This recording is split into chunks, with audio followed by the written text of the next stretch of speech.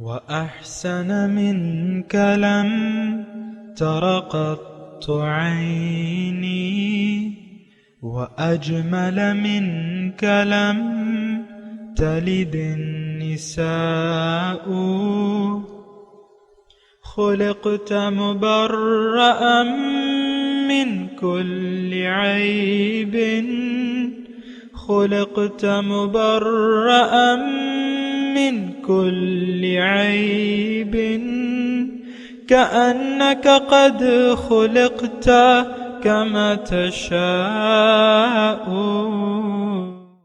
كتاب أنزلناه إليك مبارك ليدبروا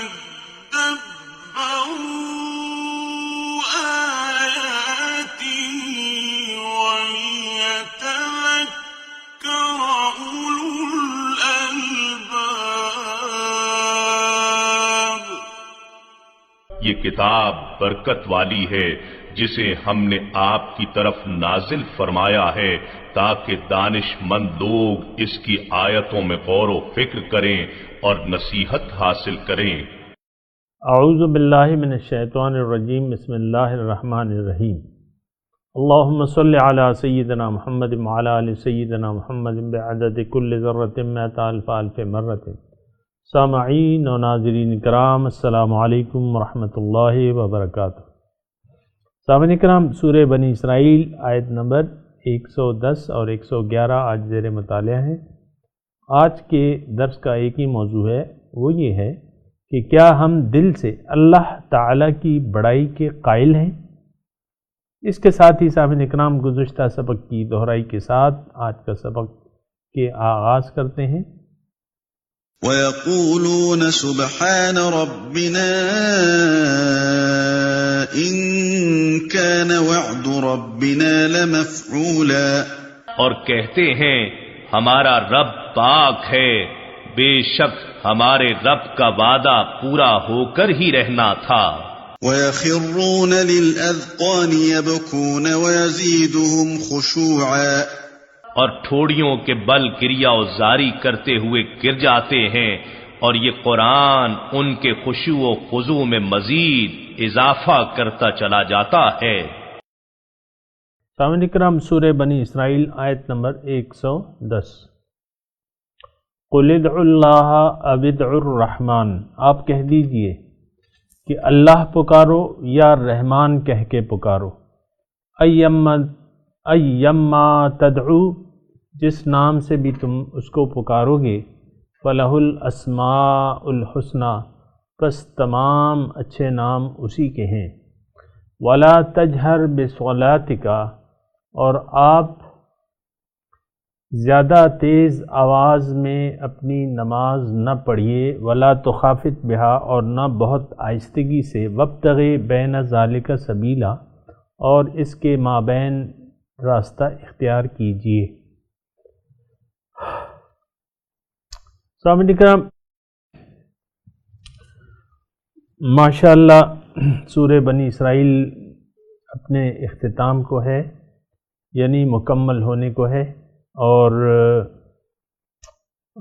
الحمدللہ تمام مضامین بأحسن طریقے سے جو بھی میری وہ ہو سکتی تھی، اس میں گزارشات ہو سکتی تھیں، وہ میں نے کی ہیں۔ اللہ تعالیٰ مزید جو آنے والے درس ہیں اس کو مجھے بہتر انداز سے پیش کرنے کی سعادت نصیب فرمائے آپ کے سامنے۔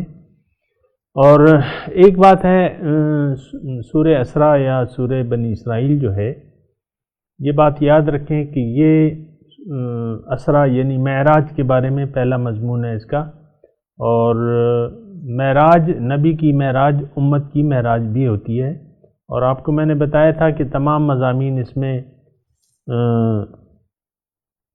مسلمانوں کو ان کی معراج تک پہنچانے کے لیے زیادہ تر مضامین جو ہے اس میں آئے ہیں، اور بنی اسرائیل کے واقعات آئے ہیں اس وجہ سے کہ اللہ تعالیٰ بنی اسرائیل کی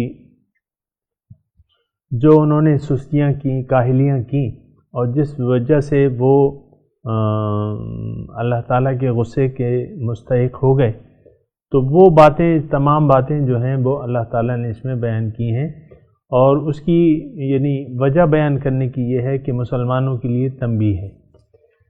اور جن صفات کی ضرورت تھی سامعین اکرام، جن سے بچنے کی ضرورت تھی وہ بھی بیان کر دی، اور جن صفات کو اختیار کرنے کی ضرورت ہے یا جن صفات کی وجہ سے مسلمان قوم اپنی معراج تک پہنچ سکتی ہے، تو اس کے بارے میں بھی وضاحتیں ہو گئیں سامعین اکرام۔ اور پھر مشرکوں کی کچھ باتوں کا جواب دیا گیا، اور گزشتہ سبق میں ہم نے یہ پڑھا کہ جو اہل کتاب ہیں، یعنی لوگ ایمان لائیں یا نہ لائیں، جو اہل علم ہیں، تو جب بھی ان کے سامنے اللہ تعالیٰ کی آیات پڑھی جاتی ہیں وہ ان کے سامنے سر خم تسلیم کر دیتے ہیں،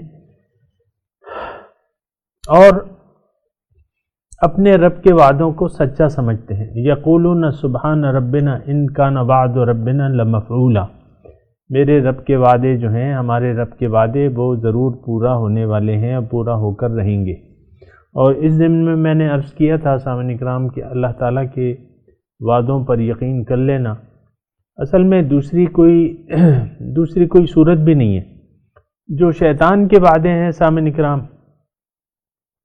یقیناً شیطان کے وعدے بھی ہیں، اور شیطان یعدہم ویمنیہم وما یعدہم الشیطان الا غرورا، شیطان لوگوں سے وعدے کرتا ہے، اور لیکن وہ سارے وعدے جو ہیں اللہ تعالیٰ فرما رہا ہے کہ دھوکہ ہوتے ہیں۔ ظاہر ہے سامعین اکرام، ہم شیطان کے جو وعدے ہیں اس کے دھوکے میں آ گئے ہیں، یعنی ان وعدوں کو ہم نے سچا سمجھ کے اپنا رخ جو ہے دنیا کی طرف موڑ لیا ہے۔ نفس اور شیطان ہمیں دنیا کی طرف متوجہ کرتا ہے، اور ہماری توجہ، یہ بات ذرا غور سے سنیں، ہماری توجہ یقیناً آخرت سے ہٹ کے دنیا کی طرف ہو گئی ہے۔ اور جو ماحول آج کل کا بن گیا ہے سامعین اکرام کہ حق جو ہے پوشیدہ ہے، باطل کے اندھیروں میں پوشیدہ ہے، اور جو حق کا مطلب یہ ہے کہ حق ہے، اور باقی جو ہے اللہ تعالی حق ہے۔ بذالک بأن اللہ هو الحق وأن ما يدعون من دونه الباطل، اس کے سوا جس کو یہ لوگ پکارتے ہیں وہ باطل ہے، اور حق ختم ہونے والا ہے، لیکن حق ہو تو پھر باطل ختم ہوگا نا۔ اصل میں ہمیں چار سو دنیا ہی دنیا نظر آتی ہے، اور حق کی آواز ذرا کم ملتی ہے۔ دوسرا، ہم حق پہ سوچتے بھی نہیں ہیں، اور نہ سوچنے کے لیے، حق کے بارے میں سوچنے کے لیے کوئی تیار نہیں ہے سامعین اکرام۔ اور یقیناً حق ایک ایسی چیز ہے جو باطل سے آپ کو بے نیاز کر سکتی ہے، یعنی اللہ تعالیٰ کی طرف انسان اگر متوجہ ہو جائے اور اپنی ساری توجہ جو ہے اللہ تعالیٰ کی طرف مرکوز کر لے، تو یہ باطل سے بے نیاز ہو سکتا ہے یا ہو جاتا ہے، اور پھر اللہ تعالیٰ کے سوا یہ کسی سے نہیں ڈرتا سامعین اکرام۔ لیکن افسوس یہ ہے کہ اللہ تعالیٰ کا خوف ہمارے دل میں نہیں ہے، اور دنیا اور اہل دنیا کا خوف ضرور ہے۔ باطل کا خوف ہے، لیکن اللہ تعالیٰ کا خوف نہیں ہے۔ یہاں بھی ہم نے جو آیت نمبر 109 پڑھی تھی، وہ یزیدہم خشوعا، اللہ تعالیٰ کے سامنے تھوڑیوں کے بل یہ گر جاتے ہیں، یخرون للاذقان یبکون، اور وہ روتے ہیں، یعنی ان کے دل نرم ہوتے ہیں، ان کی عاجزی اور بھی بڑھ جاتی ہے۔ سامعین اکرام، اللہ تعالیٰ کو عاجزی پسند ہے، اور جتنا بھی انسان اللہ تعالیٰ کے سامنے عاجزی اختیار کرے گا تو اللہ تعالیٰ کو وہ بندہ زیادہ پسندیدہ ہے سامعین اکرام۔ اور آپ کو معلوم ہے ایک بات اگر میں کہوں اور آپ کی توجہ کے لیے، کہ انسان، حدیث میں آتا ہے کہ سب سے زیادہ انسان سجدے میں اللہ تعالیٰ کے زیادہ قریب ہوتا ہے۔ تو سجدے کی جو کیفیت ہے، آپ دیکھیں کہ انسان کا جسم میں معزز حصہ جو ہے وہ چہرہ ہے، جیسے کہ حضور صلی اللہ علیہ وسلم نے فرمایا کہ چہرے خواتین کے چہروں پہ نہ مارو، ان کو، خاتون کو چہروں پہ نہ مارا کرو۔ تو بہرحال تو یہ چہرہ جو عزت والا چہرہ ہے، ہم زمین پہ اللہ تعالیٰ کے سامنے رکھ دیتے ہیں، سامنے سر جھکا دیتے ہیں، تو وہ حیثیت جو ہے، اب یہ سجدہ جو ہے یہ تو علامتی سجدہ ہے، جو ہم کرتے ہیں نماز میں سجدہ کرتے ہیں نا، یہ علامتی سجدہ ہے۔ ایک حقیقی سجدہ ہے سامعین کرام کہ انسان کا دل جھک جائے، انسان باطنی طور پہ اللہ تعالیٰ کے سامنے سجدہ ریز ہو جائے۔ جیسے کہ گزشتہ درس میں بھی میں نے آپ کو کہا تھا کہ اللہ تعالیٰ نے مومنوں سے خطاب کر کے یہ فرمایا ہے کہ الم یأن للذین آمنوا ان تخشع قلوبہم لذکر اللہ وما نزل من الحق، کیا مومنوں کے لیے وہ وقت نہیں آیا ہے کہ ان کے دل جھک جائیں اللہ کی یاد میں، ان تخشع قلوبہم لذکر اللہ وما نزل من الحق، جو اللہ تعالیٰ نے نازل کیا ہے حق سے۔ تو اصل میں ایک بات اگر میں یہ کہوں، جو حقیقی سجدہ ہے وہ ہم افراد بھی اور قوم بھی، ہماری قوم اور ہمارے بہن بھائی جو بھی ہیں، یعنی انفرادی طور پہ بھی اور اجتماعی طور پہ بھی اللہ تعالیٰ کے حکم کے سامنے ہم سجدہ ریز ہونے کے لیے حقیقی طور پہ تیار نہیں ہیں۔ یہ تو علامتی سجدے ہم کرتے ہیں لیکن حقیقی سجدہ ہم نہیں کرتے۔ یعنی اگر میں واضح طور پہ یہ بات کہوں تو وہ بات یوں بنتی ہے کہ دیکھیں، اللہ تعالیٰ ہمارا مقصود و مطلوب و محبوب ہے۔ اللہ تعالیٰ واحد وہ ذات ہے کہ اسی کو مقصد زندگی بنایا جائے، لیکن ہم اللہ تعالیٰ کو اپنا مقصد حیات تسلیم کرنے کے لیے عملی طور پہ تیار نہیں ہیں۔ ہمارے جو زندگی ہم گزار رہے ہیں اس سے یہ معلوم ہوتا ہے کہ دنیا اور ما فیہا کی ہمارے سامنے بہت اہمیت ہے، اور وہ اہمیت اللہ تعالیٰ کے احکامات سے بھی بڑھ گئی ہے، اور جو مقصد حیات ہے اس کو ہم نے پس پش ڈال کے باطل کو مقصود و محبوب و مطلوب بنا لیا ہے، اور اس کے لیے اپنا دین و ایمان ہم ہر روز فروخت کرتے ہیں سامعین کرام، اور باطن کی طرف حقیقی طور پہ متوجہ ہونے کے لیے کوئی تیار نہیں ہے۔ تو اس کا مطلب یہ ہے کہ یہ قوم پھر پستی کی طرف جائے گی۔ دیکھیں، یہ سورہ اسراء بنی اسرائیل ہے، یہ تو مسلمانوں کو عروج کی طرف لے جا رہی ہے، اور عروج میں پہلا نقطہ وہ 14 نکات میں جو ہم نے پڑھا تھا وہ رب کی بندگی تھا سامعین کرام۔ وَقَضَىٰ رَبُّكَ أَلَّا تَعْبُدُوا إِلَّا إِيَّاهُ وَبِالْوَالِدَيْنِ إِحْسَانًا۔ اور بنی اسرائیل کو بھی جب امامت مل رہی تھی تو ان کو پہلا جو تھا وَقَضَيْنَا إِلَىٰ بَنِي إِسْرَائِيلَ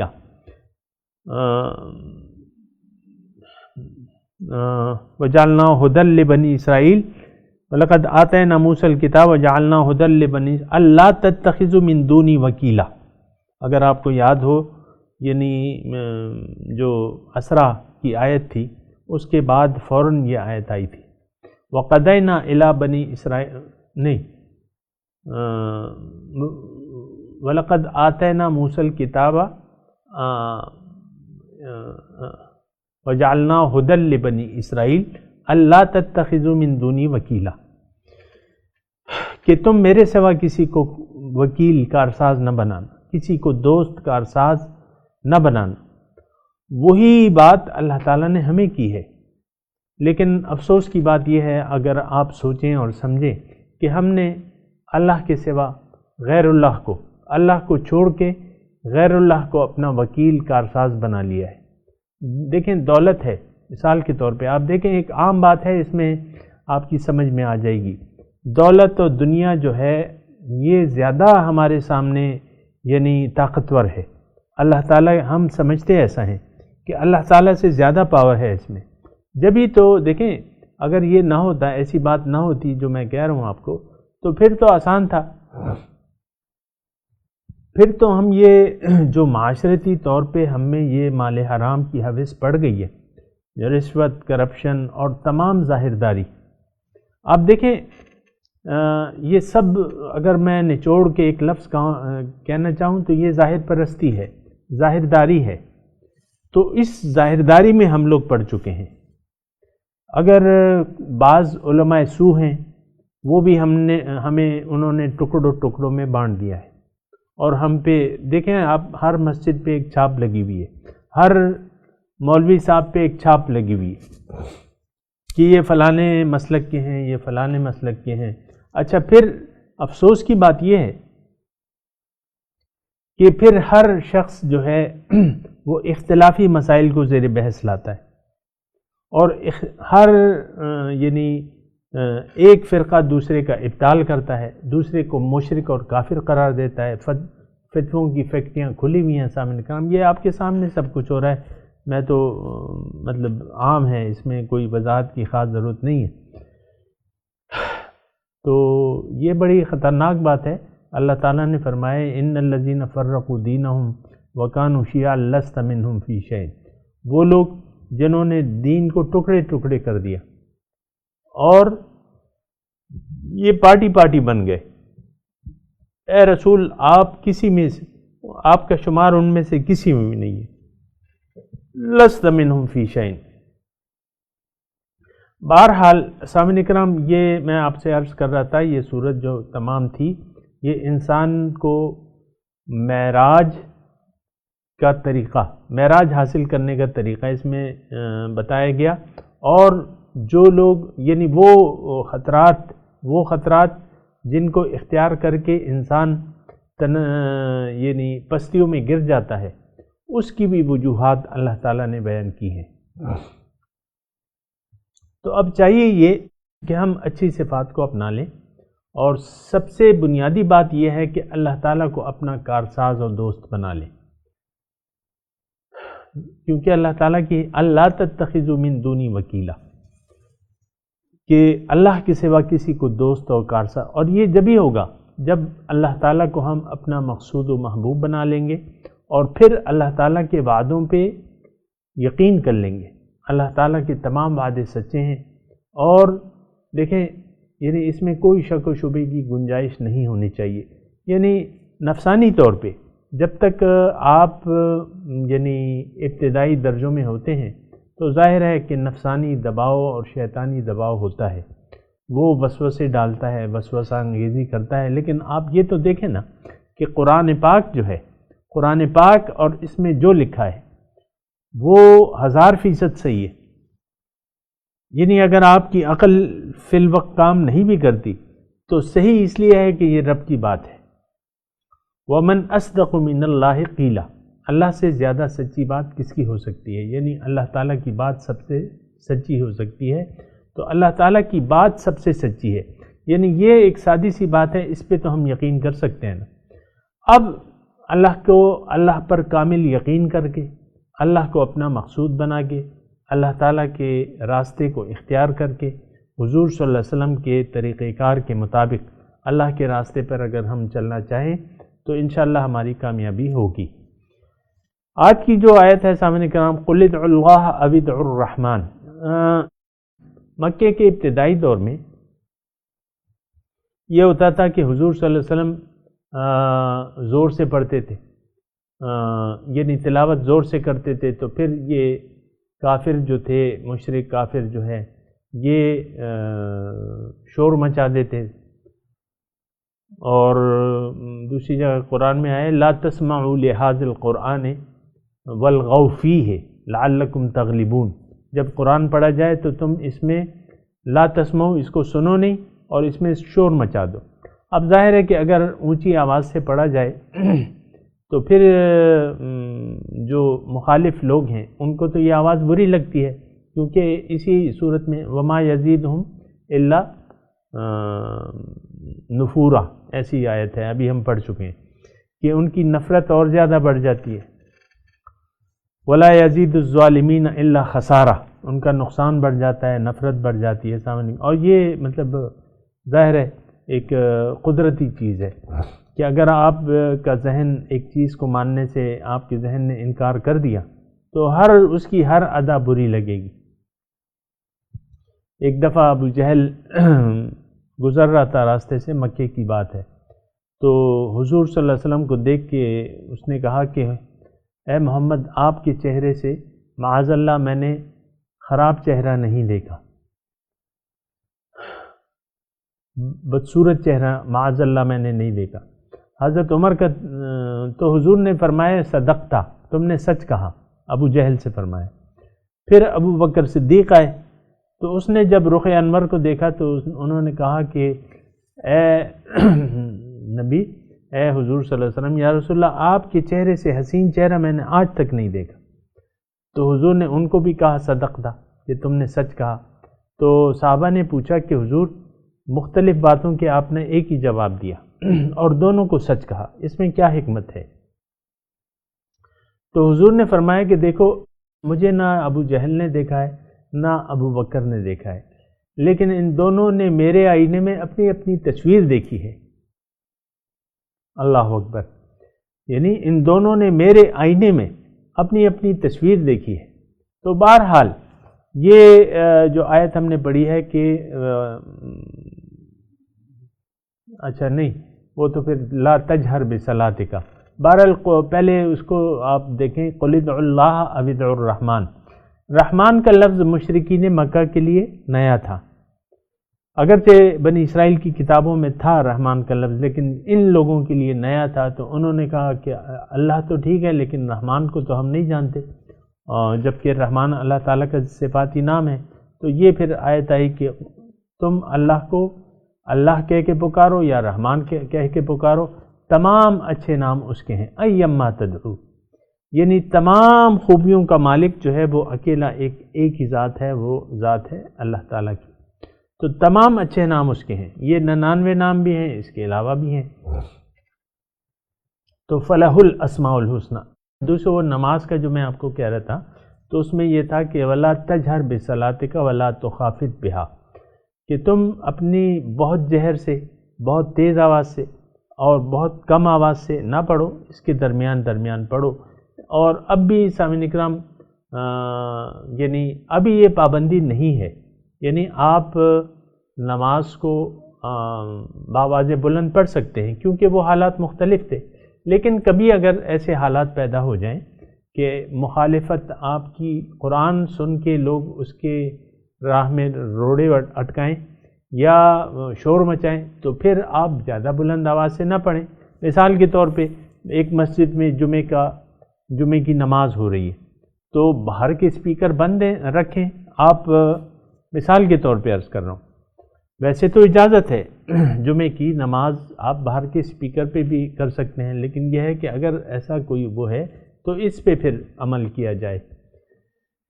وَقُلِ الْحَمْدُ لِلَّهِ، لفظی ترجمہ آپ کہہ دیجئے کہ تمام تعریفیں اس ذات کے لیے ہیں جس کی نہ کوئی اولاد ہے اور وَلَمْ يَكُنْ لَهُ شَرِيكٌ فِي الْمُلْكِ، اور نہ اس کا سلطنت میں، بادشاہی میں کوئی شریک ہے۔ وَلَمْ يَكُنْ لَهُ وَلِيٌّ مِّنَ الذُّلِّ، اور نہ کسی کمزوری کی وجہ سے اس کا کوئی مددگار ہے۔ ولی دوست یا مددگار کو کہتے ہیں، ذل کمزوری کی وجہ سے۔ وَكَبِّرْهُ تَكْبِيرًا، اور اس کی بڑائی بیان کرتے رہا کرو۔ تو سامعین کرام، یہ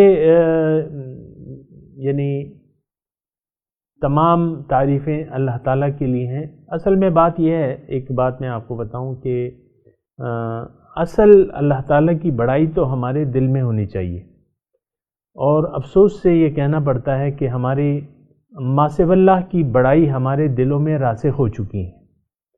ما سوی اللہ کی بڑائیاں، مثال کے طور پہ دنیا کے عہدے اور دنیا کی دولت، مال و دولت، سونا چاندی، پلاٹس، یہ ساری چیزیں جو اللہ تعالیٰ نے گنوائی ہیں نا، کہ ان کان آباؤکم و ابناؤکم و عشیرتکم و اموالکم و اموال اقترفتموها و تجارتا تخشون کسادها احب الیکم من اللہ و رسولہ، یہ ساری چیزیں، یا جو دوسری آیت ہے زین للناس حب الشہوات من النساء والبنین، تو سامعین کرام، میں وقت تھوڑا ہے، میں مختصر الفاظ میں یہ مضمون ادا کرتا ہوں۔ اصل جو چیز ہے کہ وہ آپ کے دل میں رب کی بڑائی آ جائے۔ یہ زبانی طور پہ آپ اگر الحمدللہ، سبحان اللہ، اللہ اکبر کہتے ہیں، وہ اپنی جگہ درست ہے، لیکن حقیقت میں اگر آپ کے دل میں اللہ تعالیٰ کی بڑائی نہ ہو، یا اللہ تعالیٰ کی شان آپ کے دل میں بڑی نہ ہو، تو زبان سے آپ نے کہہ بھی دیا، تو وہ کہتے ہیں نا کہ زبان سے کہہ بھی دیا لا الہ تو کیا حاصل، دل و نگاہ جو مسلمان نہیں تو کچھ بھی نہیں۔ اصل اللہ تعالیٰ کی بڑائی دل میں ہونی چاہیے، اس کے لیے کوشش کرنی چاہیے۔ کیوں کہ نہ اس کی کوئی اولاد ہے، نہ اس کا سلطنت میں کوئی شریک ہے، نہ کمزوری کی وجہ سے اس کا کوئی مددگار ہے، اور ہمیں حکم یہ ہے کہ کبر ہو تکبیرہ، اس کی بڑائی بیان کرتے رہا کرو۔ تو ہم یہ اللہ تعالیٰ کی بڑائی بیان کرتے ہیں، اور اصل میں نے آپ کو کہا نا کہ مختصر طور پہ کہ اصل بڑائی جو ہے وہ دل کی بڑائی ہے، کہ آپ کے دل میں اللہ تعالیٰ کی بڑائی راسخ ہو، دل سے جو ہے آپ اللہ تعالیٰ کی بڑائی کے معترف ہوں، اور دیگر ما سوی اللہ کی بڑائی نہ ہو آپ کے دل میں۔ وہ تو مخلوق ہیں، ہر چیز جو ہے پھر مخلوق ہے۔ ہاں، اتنا ضرور ہے کہ اللہ تعالیٰ سے جو چیزیں متعلقات ہیں وہ بھی پھر جس طرح کہ اللہ تعالیٰ معزز ہے، اسی طرح مخلوق میں اللہ تعالیٰ کی جو نشانیاں موجود ہیں، رسول اللہ ہے، نائبین رسول ہیں، کتاب اللہ ہے، تمام اسلامی کتب ہیں، بیت الحرام ہے، تمام مسجدیں ہیں، یہ سب آیت اللہ ہیں۔ اس کی عظمت آپ کے دل میں ہونی چاہیے، کیونکہ اس کا تعلق اللہ تعالیٰ سے ہے۔ مضمون انشاءاللہ اختتام پذیر ہے۔ اللہ تعالیٰ کا شکر ہے کہ اس نے مجھے اس صورت کے مضامین کو بیان کرنے اور آپ کو سننے کی توفیق عطا فرمائی۔ اللہ تعالیٰ سے دعا ہے کہ اللہ تعالیٰ ہمیں اس پر عمل کی بھی توفیق عطا فرمائے۔ اب میں تلاوت کرتا ہوں اور آپ میرے ساتھ دہرائیے۔ اعوذ باللہ من الشیطان الرجیم، بسم اللہ الرحمن الرحیم۔ قل ادعوا اللہ او ادعوا الرحمن ایما تدعوا فلہ الاسماء الحسنى ولا تجہر بصلاتک ولا تخافت بها وابتغ بین ذلک سبیلا وقل الحمد للہ الذی لم يتخذ ولدا ولم يكن له شريك في الملك ولم يكن له ولي من الذل وَكَبِّرْهُ تَكْبِيرًا۔ ترجمہ سنا دیجئے۔ قُلِ ادْعُوا اللَّهَ أَوِ ادْعُوا الرَّحْمَنَ۔ وہ مجھ سے بات بھول نہ جائے، آج ہم نے ترجمہ سنا ہے، جس نے بھی وہ سجدہ تلاوت سنا ہے وہ سجدہ تلاوت کر لیں درس کے بعد۔ آپ کہہ دیجئے کہ اللہ کو اس کے نام سے پکارو یا اس کی صفت سے پکارو، رحمان، ایما تدعو فلہ الاسماء الحسنى، جس نام سے بھی تم پکارو گے تو تمام اچھے نام اسی کے ہیں۔ ولا تجہر بصلاتک ولا تخافت بها،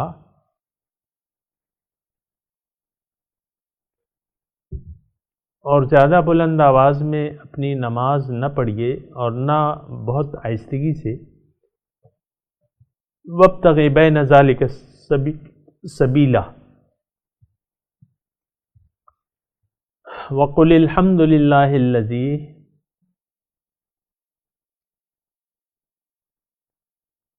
اور کہہ دیجئے کہ تمام تعریفیں اللہ کے لیے ہیں، الذی لم یتخذ ولدا، جس کی کوئی اولاد نہیں، ولم یکن لہ شریک فی الملک، اور نہ اس کا کوئی بادشاہی میں شریک ہے، وَلَمْ يَكُنْ لَهُ وَلِيٌّ مِّنَ الذُّلِّ، اور نہ کسی کمزوری کی وجہ سے اس کا کوئی مددگار ہے، وَكَبِّرْهُ تَكْبِيرًا، اور اس کی بڑائی بیان کیجئے، اللہ اکبر۔ سامعین کرام، اب اس آیات کی تلاوت اور ترجمہ سنتے ہیں۔ قل ادعوا الله أو ادعوا الرحمن أيما تدعوا فله الأسماء الحسنى ولا تجهر بصلاتك ولا تخافت بها وابتغ بين ذلك سبيلا. Say, call him God, or call him the most merciful. Whichever name you use, to him belong the best names. And be neither loud in your prayer, nor silent in it, but follow a course in between. وقل الحمد لله الذي لم يتخذ ولدا ولم يكن له شريك في الملك ولم يكن له ولي من الذل وكبره تكبيرا. And say, praise be to God, who has not begotten a son, nor has he a partner in sovereignty, nor has he an ally out of weakness, and glorify him constantly. اس کے ساتھ ہی آج کے درس کا وقت اختتام کو پہنچا۔ انشاءاللہ اگلے درس میں ملاقات ہوگی۔ وآخر دعوانا ان الحمدللہ رب العالمین، والسلام علیکم ورحمۃ اللہ وبرکاتہ۔